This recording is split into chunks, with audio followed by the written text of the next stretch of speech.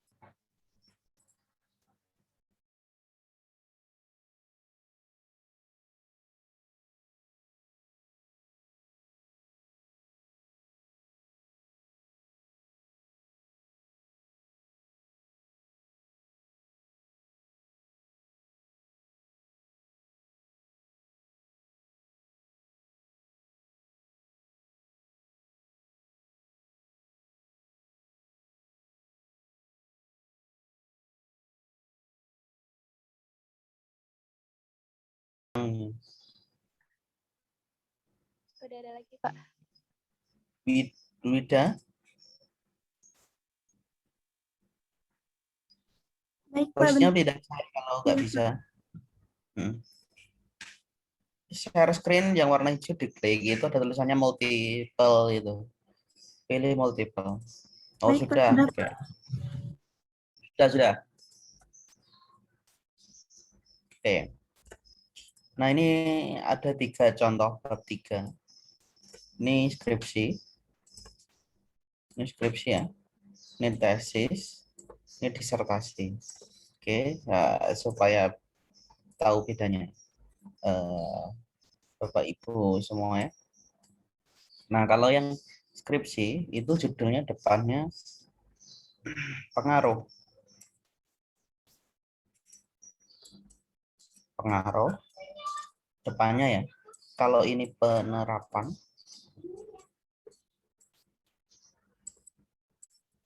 yang ini pengembangan. Oke.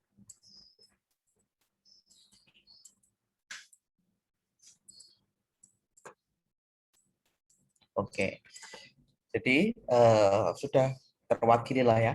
Jadi kalau judulnya peningkatan ya nanti saya jelaskan lewat disertasi nih, ada endgame-nya gitu ya. Oke, kita dari yang pertama dulu. Pengaruh. Nah, pengaruh itu jadi bab 3 di semua kampus tuh mirip, hanya formatnya saja atau urutannya saja yang berbeda. Oke. Jadi Anda baca di format SPS. Jadi ada kuanti kayak apa, kuali kayak apa. Biasanya kan langsung tujuan ya, bab 3 ya. Nah, itu ikuti sajalah. Nah, terus setelah itu di sini populasi. Populasi itu membahas bagaimana sampel, ya kan? Ceritakan sampel yang digunakan itu kelas berapa, tahun berapa. Oke. kalau ada populasi ya. Oke. Nah, jadi ini hanya masalah selera. Oke. Jadi populasi sampel. Terus misalkan menggunakan siswa kelas 7 SMP Negeri 3 Kabupaten Semarang tahun 2009-2010 semester 1. Jadi kira-kira skripsi ini sudah 12 tahun yang lalu waktu saya buat. Oke, setelah itu kelas kontrol eksperimen nih ya. 7A 7C. Terus variabel bebasnya apa? Variabel terikatnya apa? Tuliskan ya. Pengaruh semat orbital. Variabel bebas terikatnya adalah untuk mengukur hasil belajar. Terus data dan metode penelitian. Datanya yang dibutuhkan apa? Ini nilai awal siswa, hasil belajar, oke? Tanggapan siswa dan guru terhadap penggunaan SO. SO itu semat orbital. Terus metode pengumpulan data. Metode pengumpulan datanya, Anda pakai apa? Alat, instrumennya, toolnya. Oke. Metode pengumpulan datanya, misalkan melalui tes, hasil belajar, dan ini tesnya, tes dan penggunaan angka. Terus metode dokumentasi. Metode yang dilakukan dengan mengambil dokumen atau data-data yang mendukung penelitian. Ya kan? Terus tesnya bentuknya apa? Jelaskan. Jadi tesnya adalah pilihan ganda dengan 4 jawaban. Oke. Metodenya angket. Jadi metode yang kedua angket.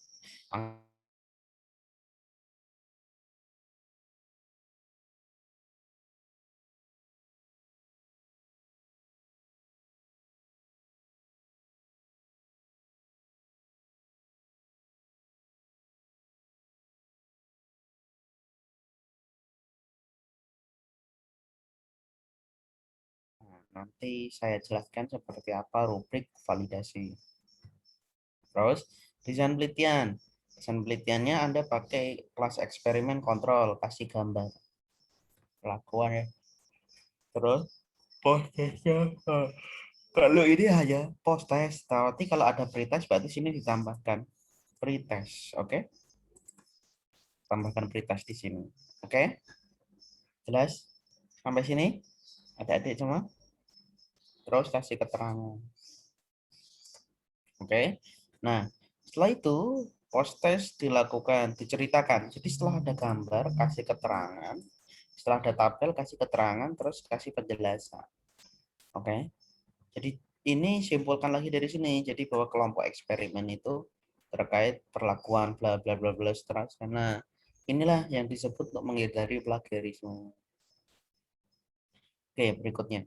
Desain penelitian, pembuatan smart orbital, data ulang. Nah, ini desain penelitiannya. Terus instrumennya apa saja. Gitu. Oke. Perangkat pembelajaran. Oke. Penyusunan tes. Ini instrumen ini validitas butir soal karena soalnya pilihan ganda diukur menggunakan eh, apa validitas dan reliabilitas statistik dihitung. Terus di sini nanti ada juga daya beda, tingkat kesukaran, reliabilitas, terus tingkat kesukaran daya beda. Jadi kalau Anda mengukur hasil belajar atau soal tesnya dalam bentuk tes, bentuknya pilihan ganda, oke, PG ya, itu harus ada uji reliabilitas, validitas, tingkat kesukaran, daya beda. Oke, nah ini harus, ini wajib nih. Ingat-ingat ya. Terus pasti ada bertanya, kalau tes saya nanti bukan hasil belajar Pak, kritis kreatif. Nah, kritis kreatif itu bentuknya biasanya isai atau urean. Ini hanya cukup dua, validitas dan reliabilitas. Validitas itu oleh ahli, oke. Reliabilitas itu kepada sampel. Artinya reliabilitas itu artinya acak.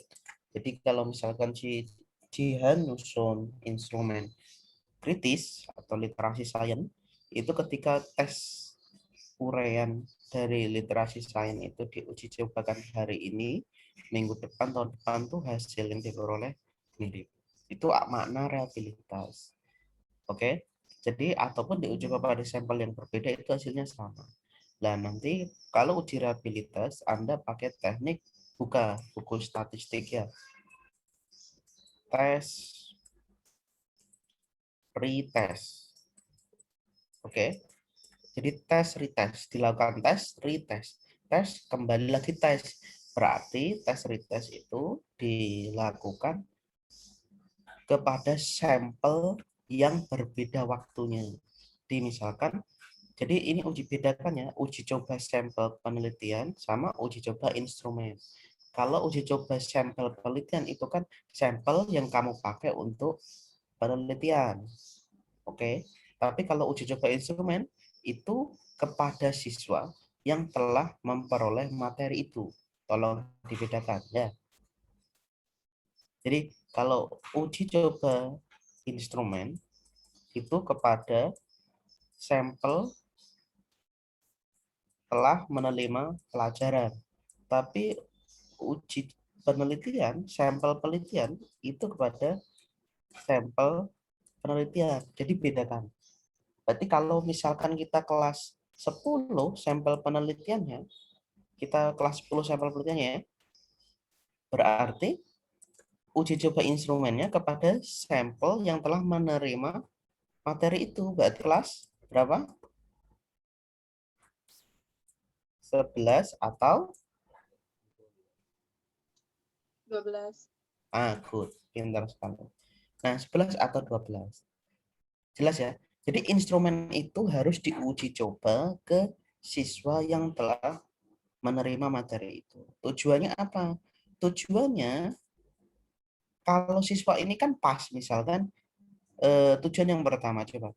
Kalau kita nyusun instrumen kepada uji coba instrumen kepada sampel penelitian, lah ini kan nanti Anda melakukan pretest, ada post test. Berarti sampel yang uji coba penelitian sudah di pretest duluan dong. Nah, ya kan? Nah, itu jadi permasalahan. Makanya harus kepada sampel yang telah menerima pelajaran. Oke. Nah, ini uji coba instrumen sampel yang telah menerima pelajaran. Rasionalisasinya, alasannya, kalau Anda membuat instrumen literasi Zion pada konsep misalkan kelas 12 itu misalkan optik. Nah, di mana kelas 10 kelas misalkan bab kelas 10 itu optik kan. Nah, optik Anda belum ajarkan kan untuk penelitian. Tapi Anda sudah lakukan uji coba, kan lucu. Benar nggak? Tapi kalau pada sampel yang telah menerima pelajaran, kan pas. Kelas 12, misalkan optik telah dia lulus kelas 1, optik itu di kelas 1 misalkan, terus Anda uji coba kelas 11 atau 12. Berarti kan oke, nggak masalah, karena dia telah mengetahui makna dari optik.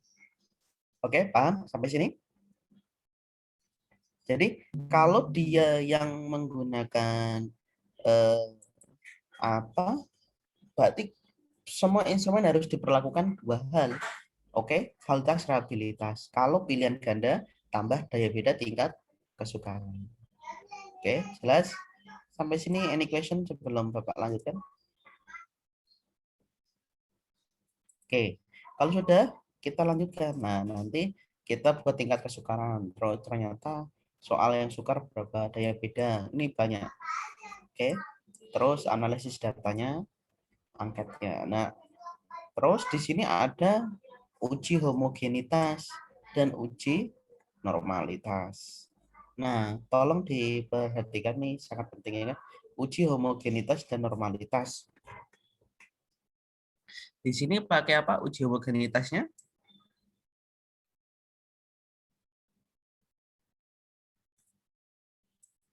Pakai apa? Pak. G kuadrat. Jadi kalau Anda misalkan pilih metode penelitiannya kuasi eksperimen. Hikaya, kuasi eksperimen. Kuasi itu artinya semu. Berarti eksperimen yang semu. Maknanya apa sih gitu? Contoh gini. Misalkan Rafa ingin meneliti tentang pembelajaran tertentu diterapkan di kelas 10, ya. Nah, di SMA, misalkan SMA 1 Tangsel, misalkan ya, Tangerang Selatan. Nah, berarti SMA 1 Tangsel ini ternyata kelas 10-nya ada dari 10.1 sampai 10.11. Nah, kalau Rafa pilih eksperimen pure, berarti yang dipilih sampel adalah kelas 10.1 sampai 10.11. Nah, ini kalau waktu penelitiannya hanya 1 semester, kira-kira selesai tidak? Tidak, Pak. Tidak. Selesai. Jadi kalau adik-adik milih eksperimen, tuliskan tetap kuasi eksperimen. Yang disebut kuasi itu kan semua. Berarti kan kita memilih kelas 1, kelas 10.1 sampai 10.11 itu dipilih. Benar nggak? Nah, proses pemilihan ini kan harus dilihat dari 2 hal. Homogen sama normal. Homogen itu artinya apa? Coba dan bisa bantu jawab. Homogen, heterogen. Apa? Febi, Julia? Mungkin Homogen. sejenis, Pak. Sejenis. Kalau dalam pengertian artinya sejenis apa? Makna sejenis itu apanya? Berarti sejenis apanya? Julia atau yang lain? Sifatnya, Pak. Sifat. Sifat apa? Kalau di sini kelihatan kan 10.1 itu apa? Sama-sama 10.1 disebut apa tadi? Nah, lupa. betul. Sampel penelitian good. Nah, jadi sampel penelitian ini harus sejenis. Makna sejenis itu gini, kemampuannya itu dianggap sama antara kelas 1 sampai 1.11. Iya kan? Karena Anda ngomong SMA 1 Tangerang Selatan misalkan. Berarti kan harus dilakukan uji homogenitas gitu. Oke. Nah, uji homogenitas itu dilakukan pakai G kuadrat.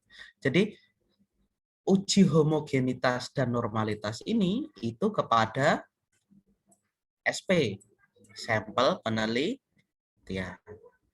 Oke, sampai sini bisa dipahami ya. Nah, terus bagaimana caranya? Kan pasti nanyanya gitu kan. Apakah kelas 10.1 sampai 10.11 ini kita tes, Pak? Enggak. Ya Anda tadi 1 semester nggak akan selesai. Caranya Anda gunakan tes terakhir yang telah dilaksanakan di kelas 10.1 sampai 10.11. Misalkan di sini ada ulangan harian. Kan pasti bareng loh, ada ujian blok, benar nggak? Nah, dari kelas 1 sampai 1.11, ulangan harian ini Anda minta datanya ke gurunya. Anda olah pakai chi-square. Ya kan? Nanti akan kelihatan dia datanya homogen dan normal atau tidak. Homogen, normal atau tidak. Oke. Nah, ini banyak cara sekali, banyak cara untuk menghitung normal homogen. Ada di semua ya. Nah, saya sudah pernah ngajari belum? Belum ya. S2 karena saya bukan pengampu mata kuliah statistik. Jadi saya nggak bisa, ini kan Madlit ya. Nah, ini cari di YouTube banyak. Oke? Atau Google. Oke, nah homogen normal. Jadi homogen itu melihat kelas 10.1 sampai 10.11 itu homogen atau tidak. Misalkan ternyata hasilnya, oke, dari 10.1 sampai 10.11 yang homogen itu hanya kelas 10.1 dan plus 10.5 dan 10.6. Iya, yang normal dan homogen. Normal plus homogen itu hanya 4 kelas ini tambah 10, 9. Padahal kita maunya cukup 2. Iya kan? Kelas eksperimennya 1 kelas, kontrolnya 1 kelas. Benar nggak? Apakah Anda mau menggunakan keempat-empatnya? Enggak kan? Makanya ada pilihan sampel. Kalau Anda belajar statistik, ada purposive sampling, ada random sampling. Oke, saya singgung sedikit. Purpose, artinya apa purpose?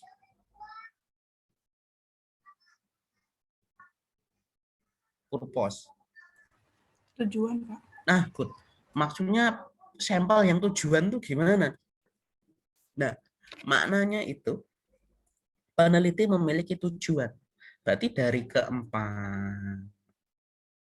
keempat kelas ini, peneliti punya tujuan. Dia memilih 2.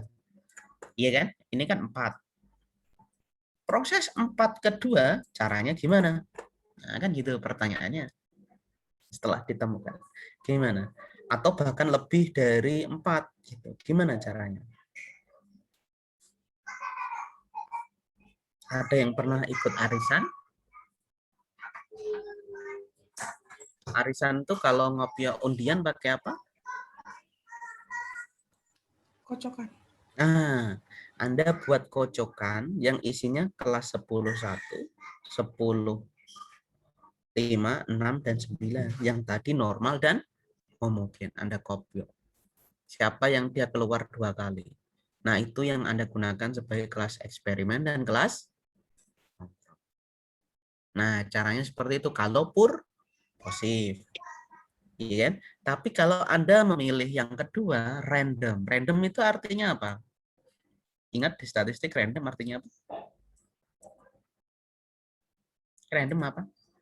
Ada yang bisa bantu jawab? Hah? Acak. Pinter sekali. Random tuh acak. Maknanya acak itu artinya ya bebas. Kan dia acak. Ya kan? Berarti kalau acak berarti bebas.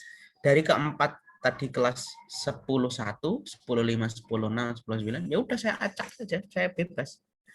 Nah, dituliskan itu di bab 3. Kalau Anda pakai kelas eksperimen kontrol. Ini penelitian kuanti ya. Kalau yang AD4D nanti saya jelaskan. Oke. Nah, sampai sini ada pertanyaan. Normal dan homogen. Jelas ya? Nah, ini cara berpikirnya. Saya ngajari konsep sama, ini prakteknya. Oke, jadi ini skripsi saya buat sendiri, tesis saya buat sendiri, saya buat sendiri. Sehingga saya punya experience, bisa cerita. Tidak pakai contoh orang lain. Karena kalau contoh orang lain, nanti pasti Pak Firman hanya generasi pemulung kan gitu kan. Nah, saya nggak suka mulung. Oke, kembali ke sini. Kalau sudah, berarti untuk uji homogen normal pakai apa? Statistiknya? Pakai apa? C kuadrat atau C square. Sip, pintar. Terus berikutnya, langkah terakhir kalau penelitiannya kuantitatif ya. Nah. Terus dia melakukan uji apa? Ini C square, terus normal. Oke, terus setelah itu C square masih ya. Nah, di sini ada uji perbedaan rata-rata. Dia pakai hipotesis. Kenapa pakai hipotesis? Karena judulnya tadi apa di sini? Pengaruh. Berarti ada 2 hipotesis. Ini yang disebut hipotesis statistik, HS, yang H0, H1 lebih besar dari sampel 1, sampel 2. Nah, ini hipotesis penelitian. Jadi kalau bentuknya redaksi kalimat, itu hipotesis penelitian. Oke. Nah, jadi skripsi itu aslinya ngumpulin semua mata kuliah menjadi sebuah draft penelitian ilmu statistik, instrumen pakai konsep fisika, kemampuan media, nah gitu. Oke. Nah, jadi kalau Anda yang kurang memahami di situ lah kembali ke sini. Kalau pengaruh dia pakai uji apa di sini? Uji Uji T, Pak. good CT. CT atau Z atau F juga boleh. Ini sama. Oke, untuk kuantitatif sampai sini kalau judulnya pengaruh ada pertanyaan?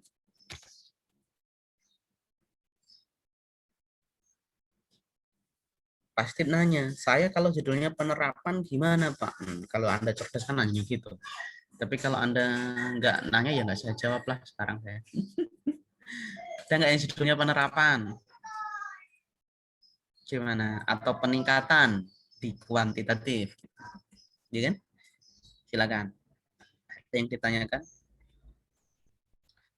Jadi saya tidak memetren hari ini itu kan sebagai guru atau jangan bangga Anda melihat, jangan bangga Anda kuat ngajar dari pagi sampai sore.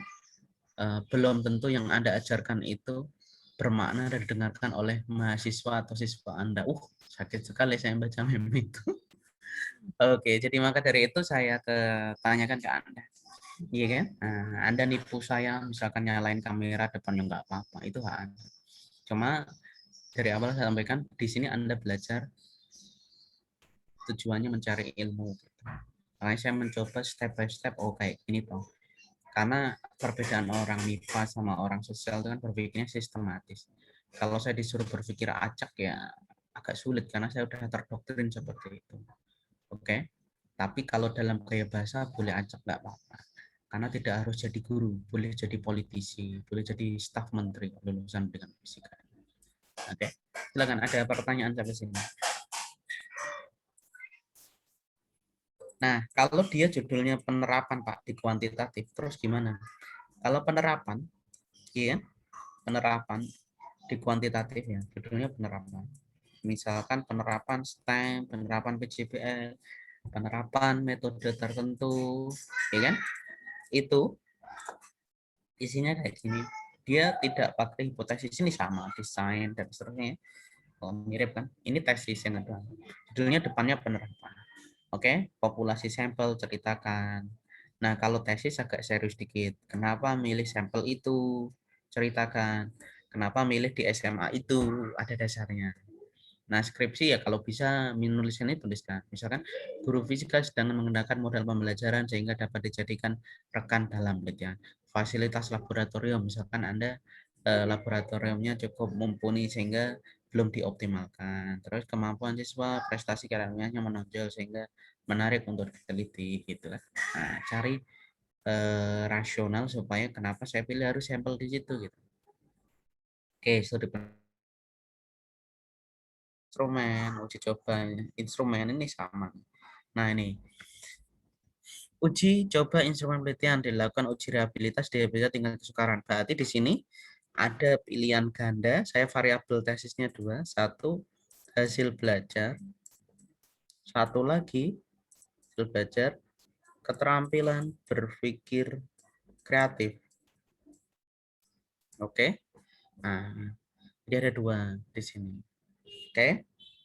Terus implementasi teknik pengumpulan data ketelaksanaan model. Jadi, oh ya, kalau Anda membuat pengaruh atau penerapan, ya kan, itu harus ada lembar keteraksanaan model pembelajaran.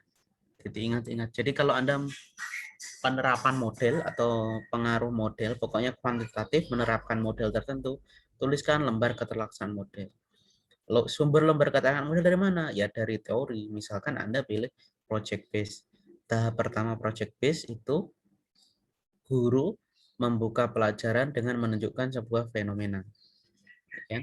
Nah, ini keterangan model teknisnya gimana Pak? Nah, Anda buat instrumennya, kuesionernya, keterlaksanaan model.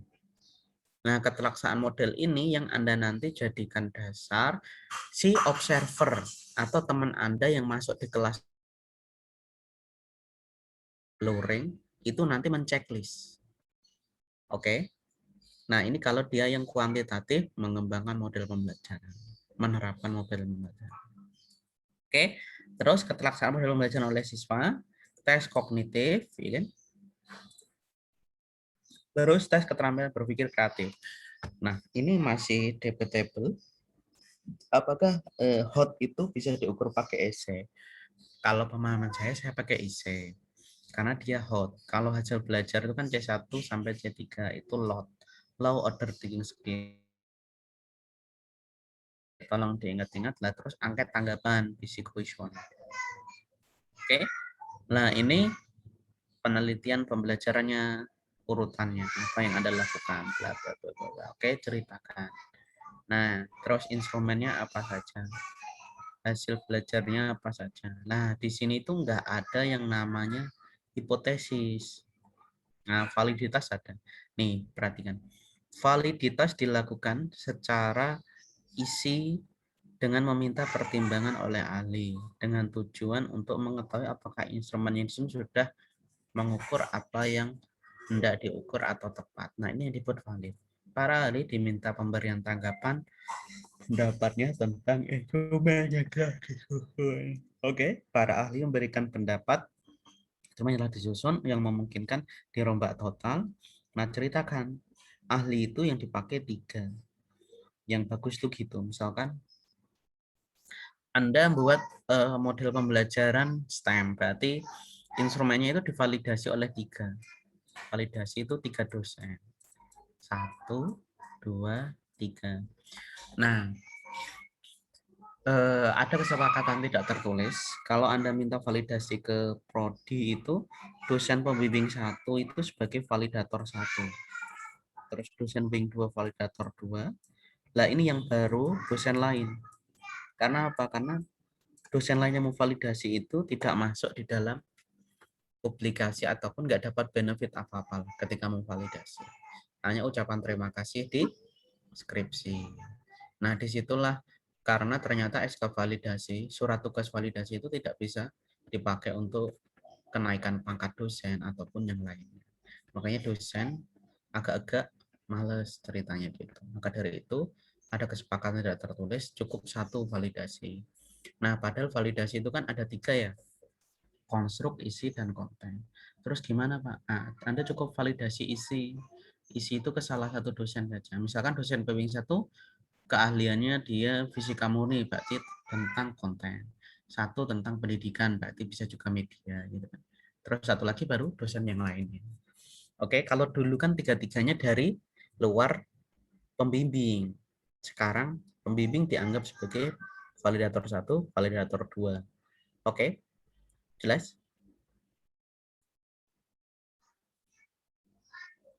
Jelas, Pak. Oke. Terus selanjutnya saya lanjutkan.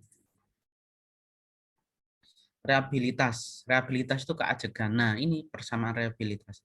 Coba Anda baca. Rehabilitas dilakukan dengan teknik tes retest. Nah, ini kelihatan. Oke. Dilakukan dengan secara eksternal dengan tes retest, oke? Nah, instrumen diuji di tes retest dilakukan dengan cara menempuh nih, dengan cara menguji coba beberapa kali pada mencoba beberapa kali instrumen kepada responden yang berbeda. Jadi dalam hal ini instrumen responden yang berbeda, waktunya yang berbeda. Maka teknik tes retest itu gini nih. Ini kan R. Ini aslinya kalau di bukunya Sugiono, Suharsnimi itu untuk mengukur validitas. Tapi dimodifikasi. Berarti skor pretest awal kelompok 1, pretest akhir kelompok 2 gitu. Oke? Jelas maksud saya? Jadi X itu kelompok 1, Y kelompok 2. Jadi ini kelompok uji coba instrumen yang tadi saya sampaikan. Anda kan sudah membuat instrumen, divalidasi oleh dosen, ya kan? Terus Anda uji coba, acep nggak oleh siswa ini dikerjakan. Nah, Anda tadi pilih 2 siswa yang kemampuannya mungkin atau normal, uji coba ke sini. Set. Nah, terus di uji coba minggu ini sama minggu depan, diukur korelasinya. Kalau korelasinya tinggi, berarti dia bagus antara kelas subjek 1 dengan subjek 2. Jadi tes retest itu kan dua sampel yang berbeda, kemampuannya hampir sama, dikasih instrumen. Ya kan? Kalau hasilnya mirip itu kan tinggi. Ya kan kalau sama-sama on berarti rendah. Nah, berarti instrumennya tidak acak. Jadi kalau instrumen itu kan alat ukur. Alat ukur itu ketika dipakai minggu ini, minggu depan tuh hasilnya pasti sama. Itu instrumen yang bagus. Benar nggak?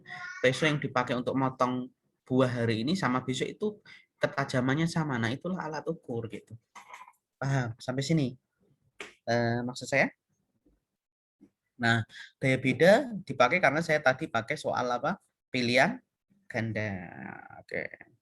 Terus diceritakan. Jadi daya beda itu masuk di bab 3 bukan bab 4 ya, tingkat kesukaran. Nah, ceritakan yang sukar mana, yang mudah mana. Terus skor.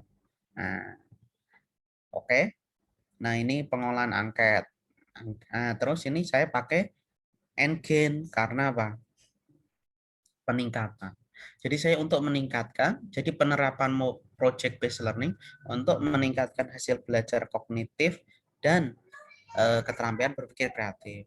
Nah, skor gen yang dinormalisasi simbolnya kan gini ya, G ini itu menurut H ke, oke? Ya kan? Saya sudah pernah singgung kan? Nah, jadi namanya menghitung rata-rata skor gen yang dinormalisasi. Jadi jangan sampai salah, jangan gen normal, bukan. Tapi rata-rata skor gen yang dinormalisasi. Di gen yang dinormalisasi. Coba Anda perhatikan. Rata-rata skor tes akhir, tes awal, tes maksimum. Gitu. Jadi HEC itu gen yang dinormalisasi. Jadi gen itu kan peningkatan. Berarti meningkatnya itu dikaitkan dengan peningkatan angka normal. Angka normalnya adalah skor maksimal. Makanya di sini muncul dibagi skor maksimal. Itu makna dari n-gain. Jelas? Jadi gen yang dinormalisasi, bukan normalitas gen. Normalized gen itu bahasa Inggrisnya. Bahasa Indonesia adalah gen yang dinormalisasi. Bukan gen normal, bukan. Tapi gen yang dinormalisasi. Artinya peningkatan yang dinormalkan terhadap terhadap terhadap apa? Skor maksimal. Kan dianggap normal kalau nilainya tinggi kan? Normal maksimalnya berapa? Nah, itu maknanya. Oke, jelas? Jadi gen yang dinormalisasi, skor gen yang dinormalisasi. Oke, redaksinya ini ya, yang disebut skor gen yang dinormalisasi atau gen yang dinormalisasi. Apa yang dinormalisasi? Skornya terhadap nilai maksimal. Jelas sampai sini? Nah, kalau jelas kita lanjutkan. Terus pengolahan angket. Nah, ini sangat setuju, tidak setuju, dan sangat setuju. Nah, ini tanggapan. Jadi kalau Anda validasi isinya SS, TS, terus Anda simpulkan layak, nyambung nggak? Saya sudah pernah nyinggung ini belum? Belum, oke. Ada kan di rumusan masalah biasanya ngomong media yang digunakan layak, ya kan? L layak. Terus alat ukurnya setuju dan tidak setuju ya. Terus di dalam instrumen itu ditanya valid, iya kan? Yang Anda saya milik senior-senior Anda. Nyambung nggak? Anda saya tanya, misalkan kamu setuju penggunaan media ini mudah digunakan, user friendly, pertanyaannya kan itu indikatornya. Anda jawab setuju. Terus disimpulkan belakangnya valid. Lo valid ke layak apa teorinya? Secara redaksi KBBI nyambung nggak? Ditanya setuju ke valid. Tadi valid itu apa artinya? Mengukur apa yang hendak diukur atau ketepatan. Ingat ya, valid itu tepat. Jadi informasinya valid, infonya ada telat. Kalau reliable itu artinya apa? Ajek, ingat ini ya. Ajek itu artinya tetap. Jadi instrumen itu kalau diuji coba hari ini, minggu depan tetap. Kalau instrumen itu valid berarti ketepatan. Berarti mengukur apa yang hendak diukur. Oke. Nah, sekarang saya tunjukkan bagaimana cara memvalidasinya tabelnya. Oke. Supaya Anda jelas.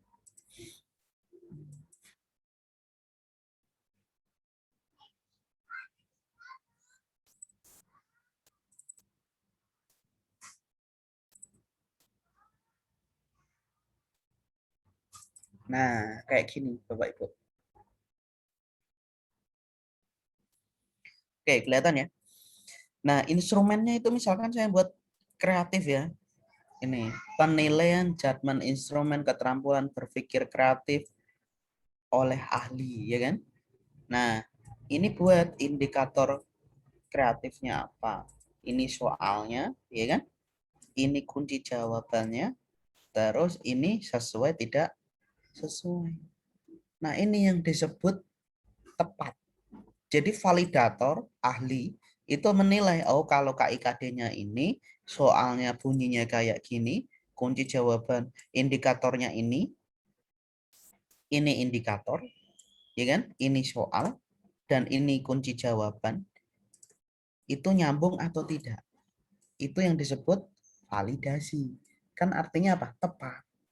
Bukan ditanya sangat setuju. Benar nggak? Logis nggak? Rasional saya.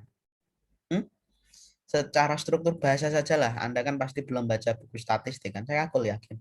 Anda buku statistik Sugiono saja yang nggak punya barangkali kan? Nah, kalau jelas maksud saya? Paham? Nah, jadi sesuai tidak sesuai. Terus di paling bawah ada komentar. Nah, komentarnya apa? Komentarnya di sini. Nah, ini lembar pengesahan. Saya harapkan ada seperti ini. Lembar pengesahan jadwal. Dosen A. Komentar dan saran cukup baik. Mohon ada perbaikan. Jadi yang namanya ahli itu mencoret-coret instrumen. Bukan ngasih tanggapan terhadap instrumen. Kalau ada punya instrumen kayak tadi, dikasih setuju tidak setuju, itu tanggapan terhadap instrumen. Bukan validasi. Gimana logika saya? Logika saya yang benar atau saya yang salah nih? Dengan yang selama ini sudah dilakukan. Mana? Logik yang mana? Bapak Ibu? Ya kan? Nah, jadi kan ini instrumennya, ya kan? Ya kan? Instrumennya ini. Nah, instrumennya kan ini kan? Ini instrumen, benar nggak? Ini validasinya. Validasi itu tepat. Anda mau nyari pengertian validasi buku apapun, kurang lebih dari sinonim dari kata tepat. Nah, ini sinonimnya. Ini soalnya. Terus Anda suruh ngisi kolomnya sangat setuju gitu. Ya lucu. Coba masa sangat setuju kan lucu juga. Benar nggak? Nah, terus contoh satu lagi itu kayak gini nih, yang ini yang fakta yang sering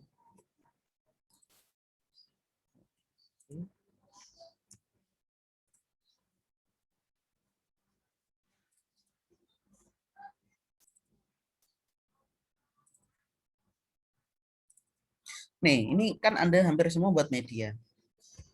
Coba yang ditulis ini logik gak menurut Anda? Oke. Nah, ini ya. Instrumen kelayakan media gitu. Harusnya bukan kelayakan, validasi. Dia pertama pakai sangat tidak setuju. Oke, saya clear dulu biar enak bacanya. Ya kan? Nah, coba perhatikan. Ini kan dia ngomong, cakupan materi dalam buku pengayaan memfasilitasi pembaca untuk memperluas wawasannya. Jawabannya 1, sangat tidak setuju. 2, setuju. Nah, ini bisa disebut layak. Ini gimana layak? Wong validasi kok isinya layak. Nyambung nggak? Menurut adik-adik semua? Nggak nyambung kan? Terus yang benar kayak apa Pak? Ini kan saya komen tuh. Delete saja. Oh, saya mah komentarnya enak. Tapi di bawah sudah saya kasih contoh. Nah, buat pedoman penilaian kelayakan. Jadi nilai 5 itu maknanya apa? Ini tolong diperhatikan ya. Materi buku pengayaan memfasilitasi pembaca. Kalau nilai 1 apa? Tidak adanya materi dalam buku. Nilai 2 itu materi buku pengayaan tidak memfasilitasi. 3 itu sebagian kecil. 4 sebagian besar. Materi pengayaan memfasilitasi pembaca. Nah, ini logik mana? Gimana? Adik-adik? Lebih logis yang ini kan? Iya, Pak. Kalau Anda pilih sangat setuju, tidak setuju itu tanggapan. Anda baca buku apapun tuh tanggapan. Skala Likert itu untuk mengukur tanggapan. Oke? Jadi jangan sampai salah. Nanti Anda kalau membuat media ataupun validasi ini tuh kayak gini. Terus nanti dikasih saran. Lembar saran. Nah, lembar sarannya seperti ini ya. Oke? Lembar sarannya seperti ini. Dikomentari gitu. Oke? Nah, kalau dosennya nggak mau komentar, suruh komentar. Oke, jelas? Sampai sini? Ada gambaran ya, bab 3 ya. Nah, jadi maunya seperti itu. Terus ini dimasukin bab 3 nggak, Pak? Pedoman persekorangan? Nggak usah. Masukin ke lampiran. Ya. Oke, saya lanjutkan. Ada pertanyaan? Any question? Nah, pastikan Anda menunggu hal-hal yang kayak gini kan? Bukan hanya nah, terus kalau berikutnya, oh iya, penerapan. Berarti kalau penerapan itu, kalau penerapan itu pakai hipotesis atau tidak, Pak? Nah, silakan. Ada yang mau bertanya itu enggak? Masa saya bertanya jawab-jawab sendiri kan? Ada yang judulnya penerapan nggak di sini? Kan judul sudah saya approve kan? Judul itu ada yang penerapan nggak? Judulnya dari Anda. Kalau penerapan tuh nggak usah ada hipotesis, asumsi saja. Jadi pakai asumsi, jadi nggak usah dituliskan, jadi langsung. Oke? Terus kalau judulnya pengembangan, pengembangan itu untuk tesis disertasi. Tapi ini pengembangan nggak usah Anda mikir judulnya pengembangan, Pak, bukan. Saya fokuskan ke sini, yang disertasi ini ke yang dia, supaya Anda tahu bedanya ya. Yang ini itu pengembangan, judulnya pengembangan simulasi virtual fenomena mikroskopis untuk mengukur konstruksi dan rekonstruksi. Oke. Nah, di sini konstruksi dan rekonstruksi. Berarti kalau rekonstruksi itu kan miskonsepsi, benar nggak? Ya kan? Rekonstruksi miskonsepsi. Jadi kalau Anda judulnya ada miskonsepsi, berarti itu kan kalau Anda miskonsepsi itu kan ada data kuanti, ada data kuali, ya kan? Nah, data kuantinya itu tes, for tire, retire, gitu. Kualinya wawancara. Berarti kalau ada variabel miskonsepsi harus mix method yang dipilih. Oke? Paham? Mix method yang dipilih. Terus kalau misalkan saya buat media, Pak, ya buat media, metodenya Anda pilih ADI. Oke. 4D, 4D ya, sama FODEM. Nah, ini yang Anda pilih. 3 ini. Atau satu lagi lah ada. Dick and Carey. Oke, Anda pernah baca Dick and Carey? Dick and Carey ya. And Carey. Sama God and Poe. Nah, hanya ada 5 ini kayaknya pakar. Yang saya tahu ya. Kalau mungkin ada lain, mohon jadi beritahu. Nah, jadi Anda pilih ADI boleh, 4D boleh, FODEM boleh, Dick and Carey boleh, God and Poe. God and Poe ini ada 12 tahapan. Nah, ini Anda mencret Surachat nih kalau milih ini ya. Nah, God and Poe saran saya untuk skripsi hindari usul konkret. Kecuali God and Poe yang dimodifikasi. Dari 12 tahapan Anda mungkin pilih hanya 6 tahapan. Oke, boleh. Jadi ada batasan penelitian atau batasan masalah. Boleh, Anda boleh cut and post tapi dibatasi. Nah, terus kan Anda kalau canggih, cerdas itu kan nanya, kapan sih Pak saya harus pilih AD, 4D, FODEM, Dick and Carey, cut and post. Iya kan? Nah, perlu dijawab gak ini? Atau udah tahu alasannya? Perlu, Pak, perlu. Perlu, Pak. Perlu, oke. Nah, jawabannya itu di sini. Adik-adik, Bapak, Ibu, calon guru fisika. Nah, kapan saya pilih ADI? Ya kan? Anda sudah pernah baca bukunya ADI? Belum? Oke, sekarang Belum, Pak. saya jelaskan satu-satu ya. Oke.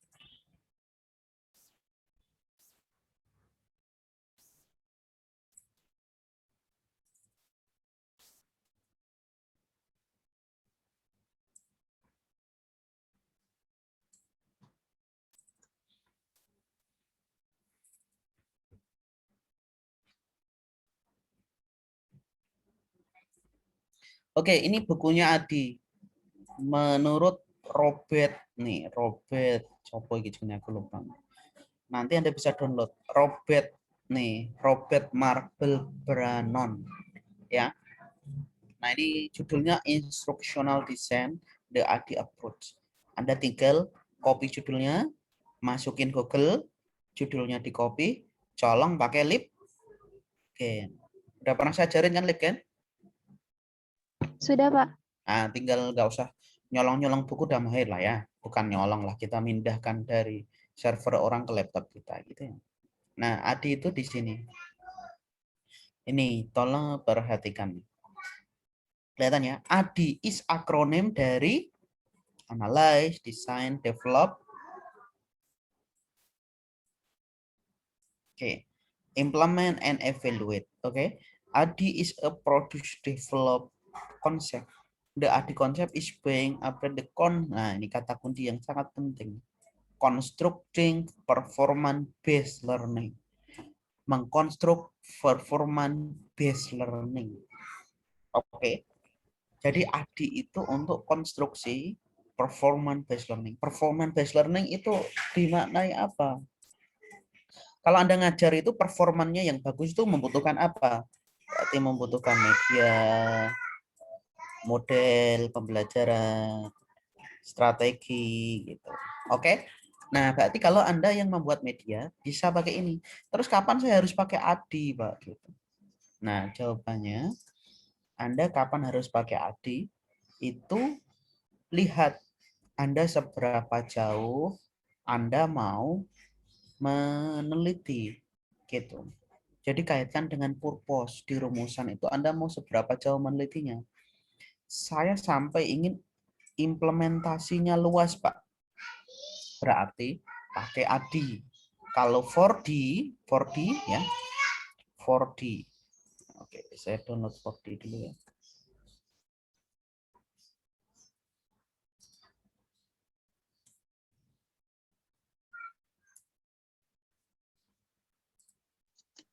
Maksudnya cakupan luasnya itu gimana, Pak?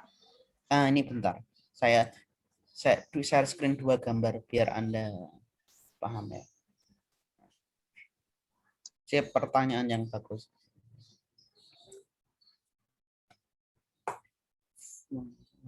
Buka gambar di tab. Nah,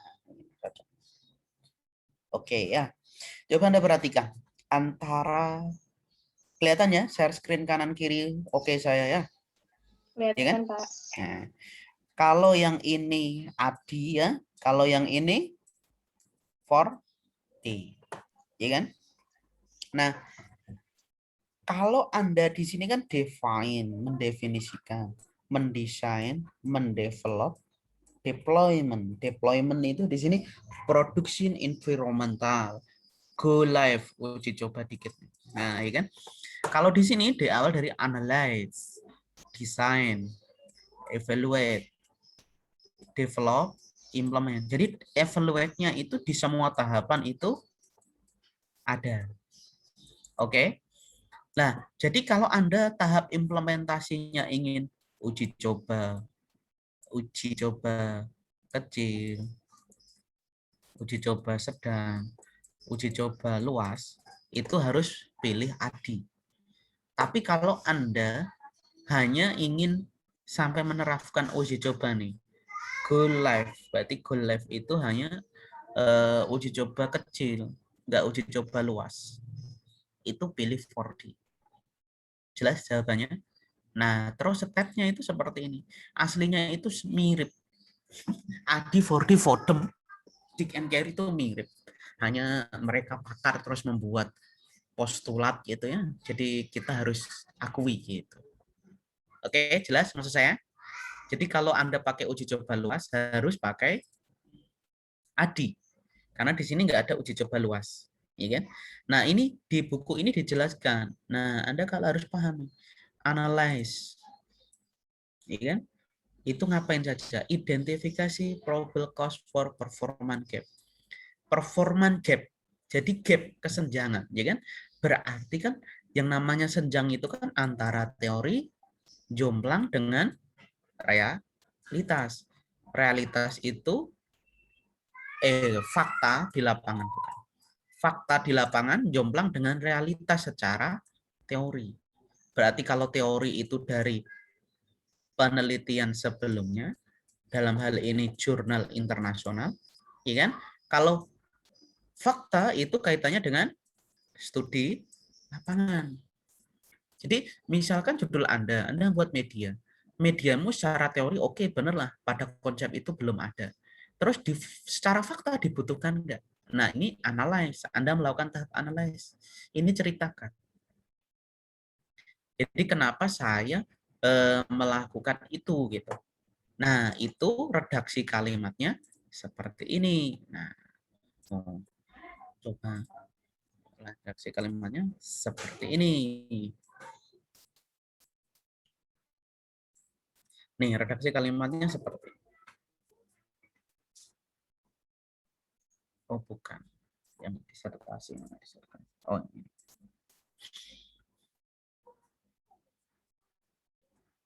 Untuk tesis ini.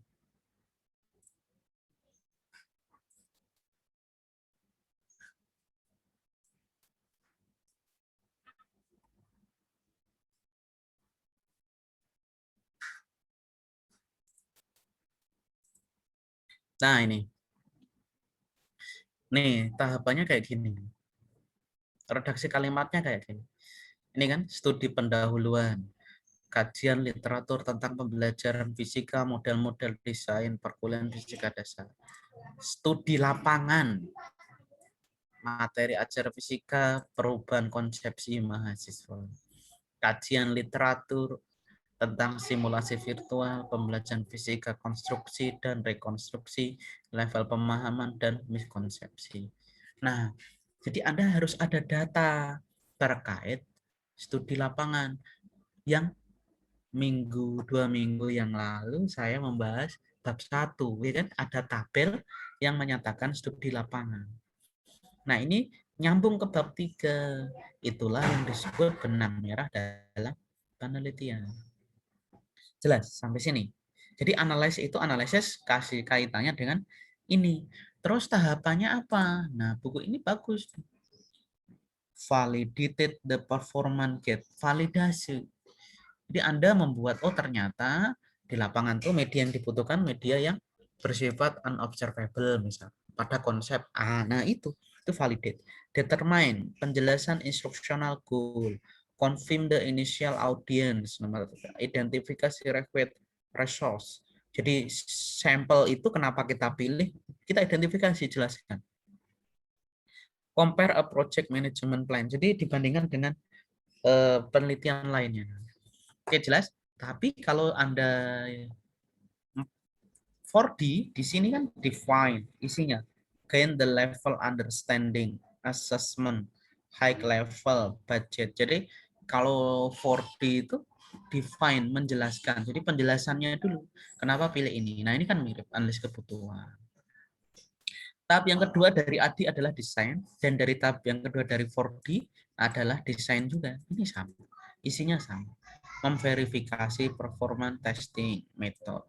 Jadi Anda membuat desain, terus conduct, oke? Terus di sini develop, ini sama, develop. Oke? Di sini deploy, di sini implement, ini sama.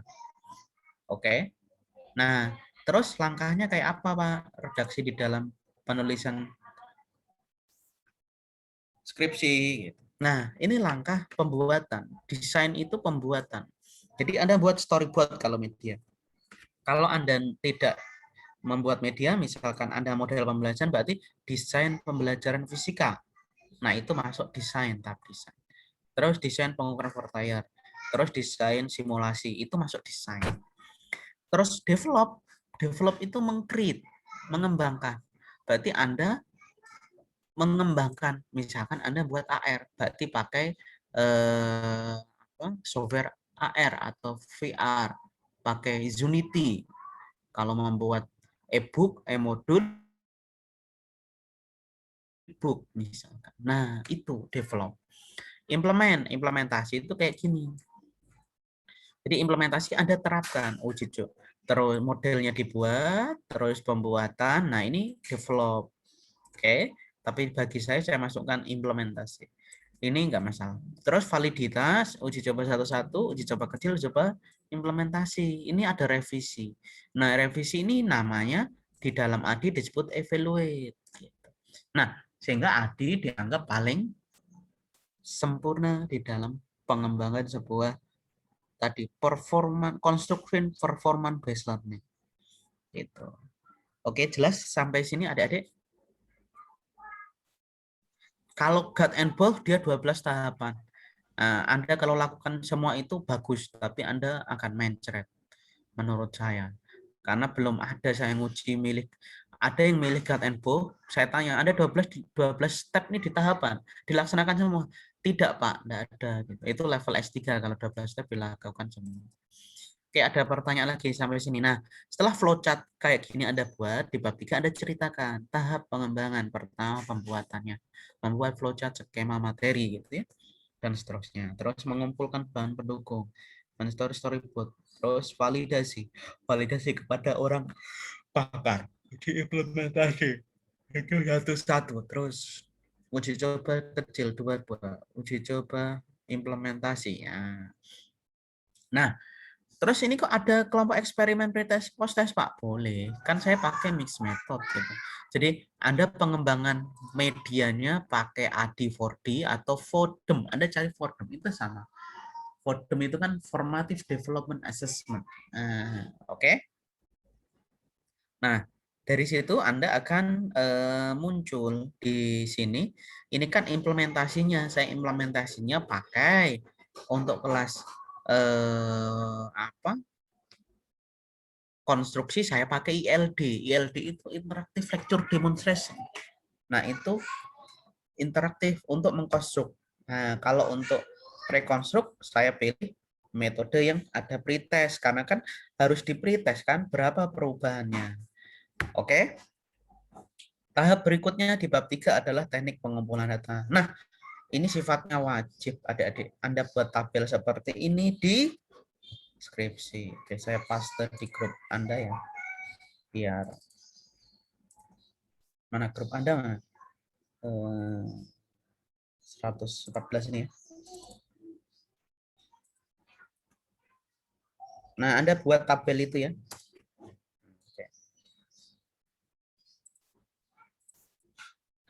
Oke. Jadi wajib ya. Validitas ahli, tekniknya checklist, sumber datanya siapa, instrumennya apa. Kualitas media ini, kuantitasnya ini, level pemahaman ini. Oke. Instrumennya ceritakan. Oke. Jelas sampai sini? Validitasnya ceritakan. For tire itu untuk miskonsepsi itu, tire miskonsepsi. Pokoknya pakai tire itu miskonsepsi dia. Oke, bahasa gaulnya rekonstruksi. Nah, ini sama nih.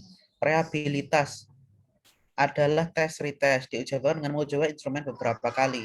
Nah, kelompok pertama, terus kelompok kedua, baik pre maupun post, dilihat korelasinya. Oke, pakai tes retest rehabilitas. Kalau validitas pakai validitas ahli atau konten. Jelas? Nah, terus apa lagi? Nah, ini kuantitas mahasiswa. Jadi kalau Anda pakai NCAN, itu nih, perhitungan miskonsepsi. Kalau Anda miskonsepsi, itu kan ada tire. Tire itu di sini nih.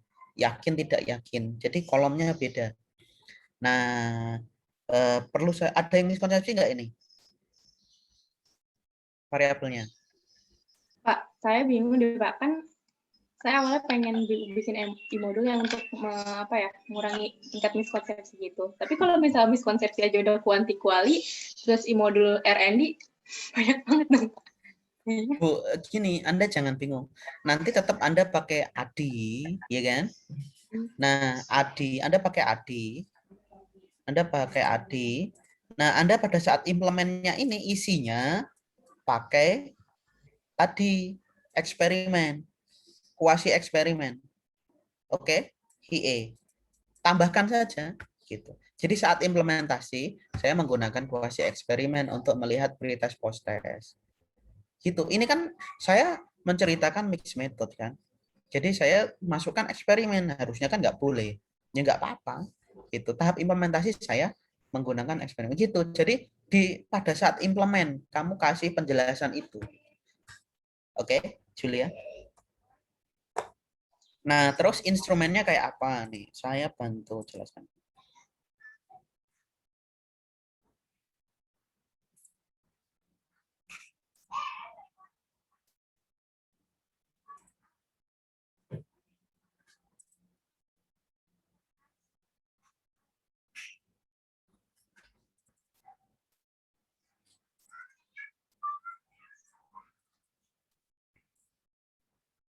Oke, ini ya.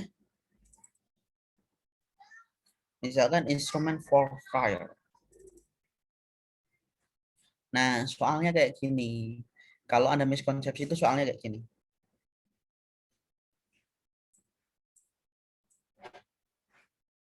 Nah, nih, baca ya.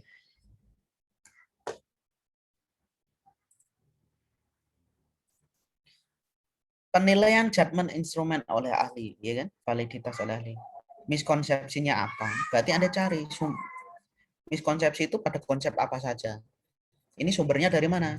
Penelitian sebelumnya. Boleh dari jurnal, orang, terus Anda bilang. Terus tier 1. Ya, soalnya apa ini? Terus dia menjawab ABC, ya kan? Dia yakin atau tidak. Nah, ini tier. Terus penyebabnya, penjelasan yang tepat tentang itu. Nah, oke. Terus dia menjawab sebab itu yakin atau tidak. Nah, gitu soalnya. Oke. Nah, terus kasih jawaban lain. Jadi bentuknya isai, pilihan dan isai. Terus validasi itu sesuai tidak sesuai. Nah, ini validasinya. Oke. Nah, kalau S3 itu harus profesor yang validasi gitu. Nah, jadi Anda kalau mau validasi, nah, dokter. Oke. Kayak gini Bapak Ibu. Oke? Ada pertanyaan? Jelas? Nah, kalau tidak ada kita lanjutkan. Nah, di sini kalau dia pakai, nah, miskonsepsi udah pernah saya jelaskan kan? Pakai persamaan n-gen yang di apa? Kalau n-gen tadi apa? Normalitas gain, benar nggak? Artinya apa? Peningkatan. Kalau miskonsepsi, masa miskonsepsi semula miskonsepsinya pada 3 konsep, terus jadi 6, ditingkatkan gitu. Gimana? Anda berarti miskonsepsi lagi namanya sebagai peneliti. Harusnya kalau miskonsepsinya ada 3 konsep, berarti kalau bisa jadi 1. Berarti ini namanya apa? Penurunan. Iya kan? Iya, Pak. Nah, itu maksud saya. Jadi kalau peningkatan Anda pakai n-gen yang ini, kalau penurun pakai yang ini, sigma M. Coba, sama nggak persamaannya? Ditukar ya, Pak. Nah, dibalik. Jadi ini kalau ini post test, ini pre-test. Ini pre-test dikurangi post test. Ini skor di pembaginya maksimum dibagi pre-test. Kalau yang miskonsepsi, pre-test dikurangi ideal atau maksimum. Oke, you understand? Nah, ini logik. Sumbernya hikmah. Sudah pernah saya tunjukkan ya? Kayaknya saya udah pernah tunjukkan deh. Udah, Pak. Jurnalnya. Jurnal. Nah, ini penulisan di bab 3-nya maksud saya. Oke, jelas sampai sini? Adik-adik. Jadi kalau dia yang variabelnya nanti ada judul penerapan, pengaruh, tapi di tengahnya ada peningkatan. Untuk meningkatkan sesuatu harus pakai N. Oke. Kalau dia miskonsepsi harus pakai persamaan n-gen yang dimodifikasi atau n-gen yang dibalik. Oke, jelas? Jadi semua permasalahan skripsi, permasalahan tool, saya coba rangkum, terus saya coba jelaskan ke Anda. Oh, ini loh yang salah, yang benar, Anda tuliskan yang benarkan. Sesuai dengan scope atau tema penelitian adik-adik semua. Jelas? Daripada saya ngajar, nuliskan Landasan teori pengertiannya ini ya, itu tinggal nanya Google selesai. Kalau dalam hal pengertian itu Anda lebih cerdas lah. Speed ngetiknya itu lebih cepat daripada saya. Tapi di dalam pemaknaan setiap penulisan itu belum tentu. Karena kan saya lebih lama mengajar dibandingkan Anda kan. Nah, itu. Oke, ada pertanyaan lagi sampai sini. Sampai sini. Bapak Ibu silakan. Nah, terus kalau ada efektivitas, misalkan saya ada variabel rumusannya ngukur efektivitas. Oh, bisa. Efektivitas medianya itu bisa diukur. Nah, efektif itu kalau lebih besar 75%. Ada di jurnal saya. Jadi promotor saya Andi Suwandi namanya. Nama saya Firmanul Caturwibowo. Jadi nama terakhir yang dipakai. Jadi kalau misalkan Julia yang dikutip nanti Hayati gitu. Nah, oke. Jadi kalau ada Wibowo itu berarti ya bisa juga itu artikel saya yang dirujuk. Oke, nah cara ngukurnya efektivitas itu bisa diukur seperti ini. Kuantitas mahasiswa yang memahami secara utuh lebih dari 75. Kuantitas mahasiswa yang miskonsepsinya diremediasi. Jadi bukan konsepnya yang berkurang, tapi siswa yang miskonsepsinya yang berkurang. Kalau konsep hukum Newton ya tetap 1, 2, 3. Nggak ada hukum setengah Newton, nggak ada. Oke, nah kalau tanggapan baru nih pengolahan skala sikap atau tanggapan itu pakai skala Likert, ya kan? Nah Anda ini terus hampir semua responden seluruh responden. Oke, sampai sini ada pertanyaan. Terus terakhir, Anda kan pasti tadi saya sampaikan lembar keteraksaan model, ya kan? Ada yang pakai STEM itu kayak apa Pak? Gitu. Pasti nanyanya kan gitu kan? Oke. Nah, ini saya tunjukkan lembar keterlaksanaan model supaya Anda tahu. Nah, ini FVP. Instrumen.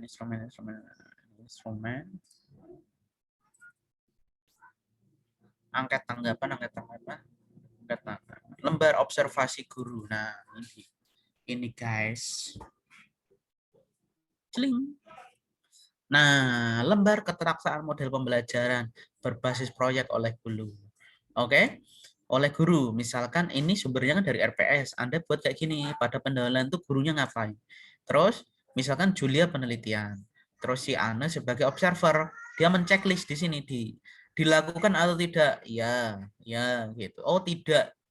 Ah, itu maksudnya. Terus pada kegiatan inti guru mengorganisasi siswa untuk belajar. Iya, gitu. Sama halnya kalau ujian PKM. Mana RPS-nya? Harusnya cukup dikasih lembar keterlaksanaan model. Terus kalau proyek itu ada lembar keterlaksanaan proyeknya. Siswa tertib sesuai dengan kelompoknya. Terus kegiatan intinya siswa berkelompok mengerjakan sesuai SKS. Ya enggak dibahas.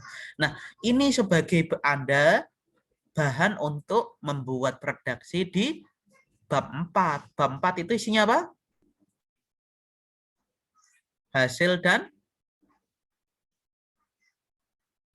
pembahasan atau diskusi. Nah, pembahasannya itu dari sini Anda jawab. Oh, N-gennya ningkatnya tinggi. Kenapa tinggi? Coba Anda jawaban Anda apa?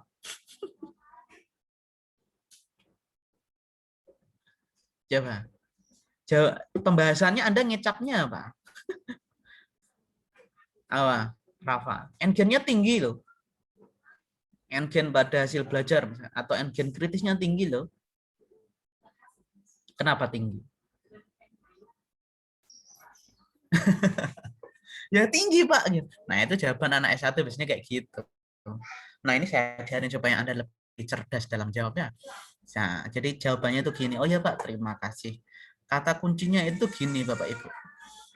Anda disuruh kuliah S2 supaya mendapatkan gelar sarjana. Benar nggak? Berarti orang tua Anda memfasilitasi Anda untuk menjadi sarjana. Iya kan? Anda sebagai peneliti, Anda fasilitasi siswa dengan pembelajaran proyek. Kata kuncinya adalah fasilitasi. Oke, bukan fasilitas ya. Kalau fasilitas itu nanti sarana prasarana. Fasilitasi. Nah, kan Anda fasilitasi nih siswa, ada LKS-nya, ada ininya. Jadi, oh ternyata siswa dalam melakukan kegiatan inti, yakni siswa melakukan berdiskusi dan memformulasikan konsep. Kalau asas Black ini dia benar-benar bekerja sama dalam kelompok sehingga NGN-nya tinggi. Nah, logik gak? Adik-adik. Kalau jawabnya kayak gitu, dibandingkan Anda jawab, oh iya pokoknya naik Pak gitu. Oke, jelas maksud saya. Nah, jadi kata kuncinya fasilitasi dalam kegiatan kenapa dia naik. Iya kan? Benar nggak? Nah, saya belum pernah nemukan itu. Ada pembahasan deskripsi yang bunyinya setara tesis lah gitu. Atau agak-agak serius dikit gitu. Nah, harusnya yang A itu, skripsi yang A itu harus kayak gitu pembahasannya. Bukan hanya satu lembar gitu. Oke. Nah, terus kalau Anda sudah membahas itu, saya punya pertanyaan lain gitu kan. Contoh misalkan kayak gini. Hasilnya kayak gini misalkan. Bab 4. Nah, bab 4 minggu depan saya singgung ya, tapi nggak apa-apa. Ini kaitannya bab 3 yang ada di bab 4. Oke. Nah, kelihatannya share ke saya ya, bab 4 ya, hasil dan pembahasan. Mohon diperhatikan. Nah, jadi yang tidak mau memperhatikan juga nggak apa-apa. Saya nggak sakit hati. Oke, di sini, ini kan ngomong tes awal, tes akhir, NGN-nya berapa? Ada gambar dibahas, ya kan? Ini namanya hasil, ya kan? Terus saya tanya, ya kan? Saya tanya, ini kan saya ngomong aspek C1 sampai C4. Kalau saya dosen yang agak cerdas, saya nanyanya gini, guys. Oke, ini kan C2 tes akhirnya tertingginya berapa? 6, benar nggak? Terus pada C4 itu berapa ini? 8,09, ini 8,24. Terendah itu tes akhir pada C3, 2,16. Nah, kenapa paling rendah di dalam penelitian Anda itu yang ini tes akhirnya? Nah, oke, nah itu dosen yang cerdas itu nanya kayak gini, kenapa ini sangat tinggi gitu? Tes akhirnya ini rendah. Nah, coba jawaban Anda sebagai mahasiswa yang akan dibantai jawabannya apa? Gitu. Jadi bantai itu kayak gini, bantai akademik, bukan nanya kamu salah, bukan kayak gini. Dosen yang cerdas itu nanti kalau Anda jadi dosen tuh kayak gini. Oke, benar nggak? Pasti Anda kelabakan. Nanya, waduh iya ya. Kalau Anda tidak munculkan di pembahasannya, ditanya. Tapi kalau Anda ada tulis terkait fasilitasi. Oh iya Pak, saya paham. C3 itu penerapan. Ternyata pada saat buat project, mereka itu pada saat dilihat dari keterangan model, saat penerapan project, mereka itu saat membuat termos itu banyak yang nggak paham. Nah, itu jawabannya. Kaitkan dengan penelitianmu. Jangan ngecap ngalor ngidul ngulon nggak nyambung sama penelitian. Itu namanya yang ditanya apa, jawabnya apa. Kayak Pantun itu kan. Nah, rak nyambung Jack gitu belakang. Depannya saya lupa gitu kan. Nah, jadi rak nyambung, gak nyambung. Apa yang ditanya jawabannya. Nah, ini. Oke lah, saya harapkan tuh Anda skripsi tapi rada-rada mirip tesis lah pembahasannya. Oke, nah itu yang supaya Anda berkualitas. Ini nanti Anda mau jadi guru, jadi apapun tuh, pembahasan tuh hal yang terpenting. Bukan landasan teori kan tinggal copy paste.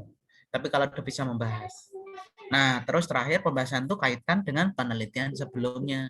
Oh, kenapa pakai project based learning itu dapat meningkatkan kreatif. Oh, secara teori ini penelitian sebelumnya itu sama, mendukung hal tersebut menurut si Rafa, si Jihan, si Feby, si Arif Satrio itu sama diceritakan. Oh, meningkat. Nah, itulah yang disebut benang merah dalam penelitian. Bab 2 Anda tuliskan penelitian menurut si Rafa dan Jihan, bab 4 Anda singgung lagi. Nah, itu pembahasan yang oke. Oke? Nah, gitu Bapak Ibu. Ya. Nah, pembahasannya ini kan hasil pembahasan. Nah, di pendahuluan ceritakan konfirmasi ngapain. Nah, ini peningkatannya kenapa ini rendah, ceritakan ini sekian. Hal ini nanti ngomong penelitian sama dengan penelitian. Nah, nih sicu. Nah, gitu. Cuma ini saat itu saya juga belum mahir nulis, paling 2 kutipan. Nah, kalau disertasi Bu minimal 5 yang dikutip meningkatnya gitu. Gitu. Oke. Nah, semua senjata, semua pemahaman saya berkaitan menulis skripsi, tesis, dan disertasi sudah saya berikan. Silakan bagi adik-adik, Bapak Ibu calon guru, yang budiman, ada yang ingin ditanyakan? Jadi kalau Bapak Ibu lebih baik dari saya, artinya saya berhasil sebagai dosen, sebagai guru. Tapi kalau Anda minimal nggak sama dengan apa yang telah saya tulis, saya gagal berarti mata kuliah Medlit. Ini saya tahun pertama mengajar Medlit gitu ya. Dan kayaknya akan berlanjut karena Pak Sis, beliau yang ngampu sebelumnya sudah tidak ada. Ya kan? Berarti kalau Pak Ismar percaya sama saya akan lanjut. Ya. Nah, oke. Ada pertanyaan sampai sini. Semoga saya bisa menjelaskan lebih baik. Nah, kalau Anda ingin tanya ke kelas sebelah, boleh. Seperti apa yang dijelaskan. Ini kamu dapat apa dari dosen yang disampaikan. Nah, bisa share seperti itu. Oke? Ada pertanyaan sampai sini, adik-adik, Bapak Ibu semua? Tidak ada. Berarti kalau tidak ada, minggu depan Anda tinggal menyusun, saya sampaikan bagaimana menyusun bab 4. Nah, sekarang tugasnya di minggu ini, susunlah bab 1, 2, dan 3. Nanti diupload di Epsilon. Oke? Nah, jadi saya buatin sistemnya supaya tidak lupa. Ya kan? Nah, kalau nggak kayak gini, Anda tidak akan mengerjakan. Karena Anda mahasiswanya itu kan SKS, sistem kebut semalam. Gitu. Nah, nggak apa-apa, nanti skripsinya SKS juga. Sistem gak selesai semalam gitu. Mana Medlit ini ya Pak Medlit. Nah, Anda semester 6 kan ini? Iya, atau semester 8? 6, Pak. Nah, jadi harapan saya Anda nanti lulus tepat waktu. Kalau bisa 7 semester lah. Ya. Daripada Anda baca 8, kalau 7 semester harus ikut SNF kali ini. Oke?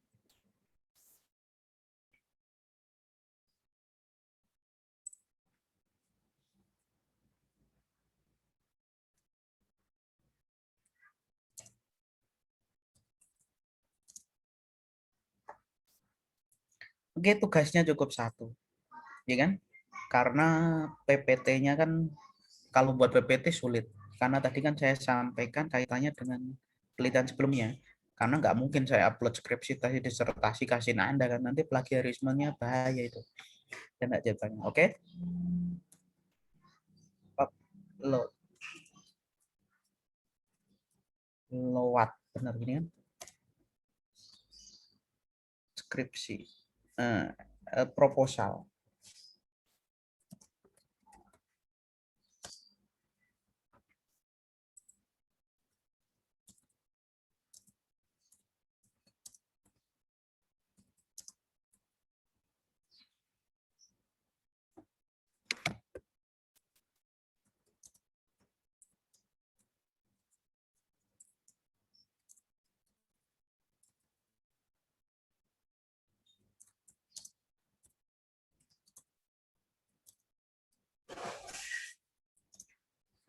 Oke, waktunya 1 minggu. Uploadnya dalam bentuk Word.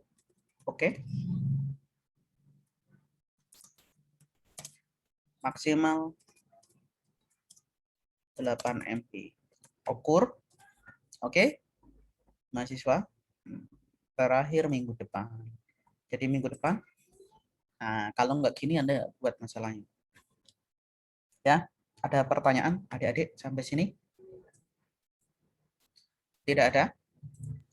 Kalau tidak ada, nah, kalau tidak ada ya berarti paham semua kan? Alhamdulillah lah. Semoga saya ngajarnya nggak terlalu cepat. Gitu ya. Nah, jadi ada yang ingin lulus 7 semester, saya bisa memfasilitasi proposalnya harus jadi di semester ini gitu. Jadi setelah lulus nilai PKM masuk, Anda langsung sidang. Berarti dengan catatan tidak ada mata kuliah yang diulang di semester 8. Gitu. Gimana? Ada yang bisa seperti itu? Kukuh, mungkin Kukuh bisa? Atau yang lain? Sudah lewat? Aduh. Yuk, Kukuh segera ya dibuat proposalnya. Kamu belum SPS ya? Vicky udah mau lulus tuh. Kamu seangkatan sama Vicky kan? Bukan, Oh, Pak. oh Vicky kakak kelas? Iya. Oh, ya udah kamu segera nyusul. Oke ya. Terus apa lagi nih yang ingin ditanyakan? Saya jam 10 ada bimbingan tesis. Monggo, ada yang ditanyakan? Semoga apa yang bisa saya berikan ini memberikan manfaat ke Anda ya. Nah, gitu. Jadi jadilah pribadi yang santun karena Anda calon guru gitu. Oke, silakan ada yang ditanyakan lagi. Cukup? Nah, nanti ujiannya kayak apa? Ujiannya udah saya singgung. Nanti kita bahas seminggu sebelum ujian ya, sebelum jadwal ujian ada. Jadi ujiannya itu nanti Anda presentasi, proposal di-upload lagi, presentasi, nah, bab 1 sampai bab 3. Nanti seperti apa poin-poin pentingnya gitu. Nah, oke. Jelas ada pertanyaan? Kalau kemarin kan progres hanya judul saja kan? Nah, ini presentasi bab 3. Nanti buat PowerPoint maksimal 10 slide bab 1 sampai bab 3. Yang penting-penting saja disampaikan. Terus nanti ada satu slide yang menunjukkan sebuah inovasinya di mana. Oke, cukup? Oke, kalau tidak ada, kita akhiri dengan berdoa. Berdoa menurut agama dan kepercayaan. Berdoa mulai.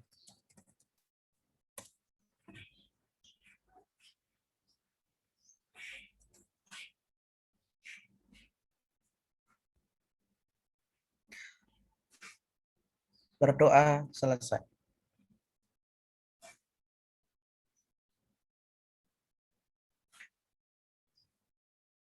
Rusa lari ke padang datar, harimau datang untuk mengejar. Jangan ingin tambah pintar, tentu kita harus belajar. Oke. Bekerja sehari tubuh lelah, baca puisi indah irama. Bila engkau masih sekolah, belajar adalah tugas yang utama. Oke, terima kasih. Wassalamualaikum warahmatullahi wabarakatuh. Waalaikumsalam warahmatullahi wabarakatuh. Terima kasih, Pak. Terima kasih. Ya, sama-sama. Ya, saya live dulu ya. Iya, Baik, Pak. Kak.